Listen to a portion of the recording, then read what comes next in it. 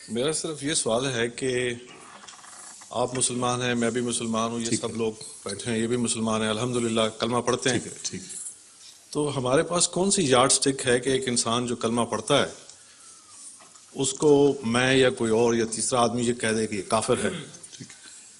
تو اگر اس کے پاس کوئی یارڈ سٹک ہے تو اس کا بیسس کیا ہے؟ کیا یہ پولیٹیکل ہے یا مطلب ہے کہ یوں ہی ایک شوشہ بنا کے دوسرے کو ذلیل کرنے کی بات ہے؟ اگر ایسا ہے تو یہ غلط ہے، اگر نہیں ہے تو پھر یہ کیوں ہے؟ میں عرض کرتا ہوں، یہ جو سوال ہے بہت ہی بنیادی سوال ہے، جزاک اللہ. لیکن ایک بات میں واضح کر دوں کہ کسی کو کافر کہنے سے عملاً فرق ہی کوئی نہیں پڑتا.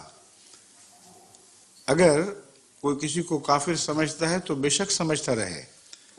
سوال یہ ہے کہ امت محمدیہ کی ملی اتحاد کے خلاف اگر وہ فتویٰ دیتا ہے اور اپنے کفر کے فتوے کے نتیجے میں لازم قرار دیتا ہے کہ دوسرے حصے کو ملت سے کاٹ کر باہر پھینک دیا جائے، تو یہ فساد کی جڑ ہے. تو اس کے بارے میں میں عرض کر رہا ہوں کوئی ایسا لائے عمل؟ ہاں، لائے عمل وہی ہے جو رسول اللہ علیہ وسلم پیش فرما چکے ہیں.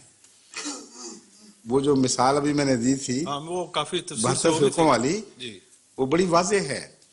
اس سے پہلے بھی تو اختلافات ہوئے تھے امت موسوی میں، مگر عام انبیاء بھی آتے رہے، مجددین طرز کے علماء انبیاء آتے رہے، مگر مسیحیت نہیں ہوئی. آخر نبی اور مسیح میں فرق کیا ہے؟ بنیادی میں آپ کو بارس کر رہا ہوں. میں سمجھ رہا ہوں کہ ڈیٹیل میں جانے سے سمجھتا ہوں میں، لیکن مختصر یہ ہے کہ جب اس کی ایک بیسس رانگ ہے تو اس کو کیوں نہ اس کے بارے میں تفصیل سے لوگوں کو پتہ لگے. کون کہے گا؟ یہی تو میں چاہتا ہوں کہ میں عرض کر رہا ہوں کہ کوئی نہیں کہہ سکتا. لیکن یہ جو خرابی ہے یہ ہم لوگ مسلمان ہوتے ہوئے اپنے آپ میں ایک جب میں حل بتانے کی کوشش کرتا ہوں آپ پھر سنتے نہیں. ایک سیکنڈ میں سننے کی کوشش کروں گا آپ کی بات. تو یہ کیا اس طرح الزام لگا دینے سے دوسرے کو فرق نہیں پڑتا؟ لیکن الزام لگانے والا یہ جانتا ہے کہ یہ لوگ غلط ہیں، یا تو یہ مشرک ہیں یا یہ کوئی ایسی غلط بیانی کر رہے ہیں کہ جس کے بیسس غلط ہیں. تو کیا جس پر الزام لگایا جاتا ہے اس کو حق تو ہے، لیکن یہ کیوں نہیں آپس میں دونوں پارٹیز کو سمجھ آتا ہے؟ میں یہی تو سمجھانے کی کوشش کر رہا ہوں. اس لیے سمجھ نہیں آتی کہ مذہبی رہنما تقوی پر قائم نہیں ہوتے. اگر وہ تقوی پر قائم ہو، مذہبی لیڈرشپ، تو یہ صورتحال پیدا نہیں ہو سکتی. اور تبھی رسول اکرم صلی اللہ علیہ وآلہ وسلم نے یہود کی اس حالت سے امت کے اس دور کو مثال دی ہے جو آخر تک پہنچ چکی تھی، جس کے بعد معلوم ہوتا تھا کہ اب اس کا علاج نہیں رہا. اس وقت آپ کا طریقہ علاج یہ ہے کہ پھر اللہ اپنے ہاتھ میں معاملے کو لیتا ہے.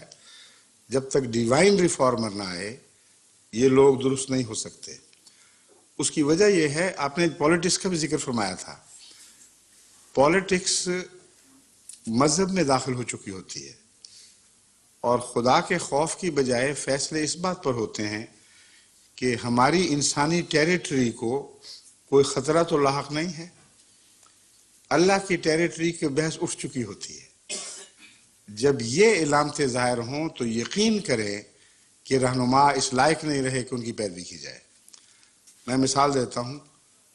ایک شیعہ ہے، اگر وہ سنی ہو جائے تو شور پڑ جاتا ہے، اور اگر شیعہ ماحول میں سنی ہو تو قیامت برپا ہو جاتی ہے.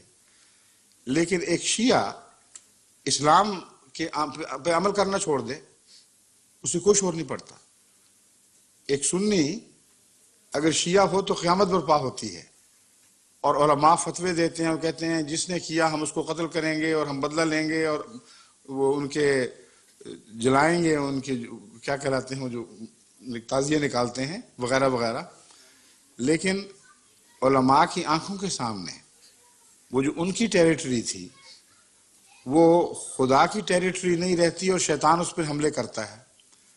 ان کے ماننے والے جو سنی کہلاتے ہیں اغوا کرتے ہیں، قتل کرتے ہیں، جھوٹ بولتے ہیں، ڈاکے ڈالتے ہیں، بددیانتی کرتے ہیں، دن دہاڑے ایک دوسرے کے قتل کرتے ہیں، عدالتیں جھوٹ سے بھر جاتی ہیں، علماء آرام سے لمبی تان کے سوتے ہیں.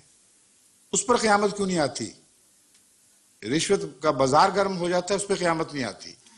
ایک دوسرے کی حق تلفی شروع ہو جاتی ہے، کوئی قیامت نہیں آتی. تو اس کا مطلب یہ ہے کہ دراصل وہ امت کے جو مختلف ٹکڑے ہیں ان کے سردار ان کو اپنی ٹیریٹری سمجھتے ہیں، اور اسی کا نام سیاست ہے. ٹیریٹری کے اندر کوئی چیز رہے اور اس سے باہر نہ نکلے تو کوئی قیامت نہیں آتی. جب ٹیریٹوریل نقصان شروع ہو اس وقت سیاست میں قیامت آیا کرتی ہے. یہی سیاست کا حال ہر جگہ دنیا میں موجود ہے. انگریزوں کے ملک کا ایک چپا بھی کوئی اور سی قوم لینے کی کوشش کرے تو رد عمل ہوگا. یہاں تک کہ فوکلینڈ آئلینڈ تک رد عمل ہو گیا. لیکن اندرونی حالتیں جب بگڑتی ہیں تو سیاست کو کچھ نہیں ہوتا.